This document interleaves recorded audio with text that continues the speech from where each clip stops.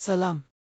ዛሬ ስለ ጤናዎት ቻናል ብዙዎቻችን ሳናውቀው ጉልበታችንን የሚሰርቀውን የደም ማነስ ችግር እና የሚያሳያቸውን 5 ምልክቶች ይዞላችሁ ቀርቧል።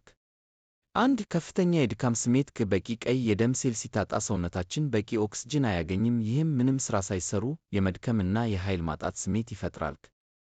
2. የቆዳ መገርጣት የደም ማነስ ሲኖር ቆዳችን፣ ከንፈራችን ወይም የጄን ሽፋናችን የውስጠኛው ክፍል ወደ ነጭነት የማዘንበል ወይም የመገርጣት ምልክት ያሳያል። 3. የልብ ምት መጨመር እና ትንፋሽ ማጠር ልባችን ለሰውነታችን ኦክስጅን ለማዳረስ በከፍተኛ ፍጥነት ለመምታት ይገደዳል። ይህም ትንፋሽ የማጠር ስሜት ያመጣል።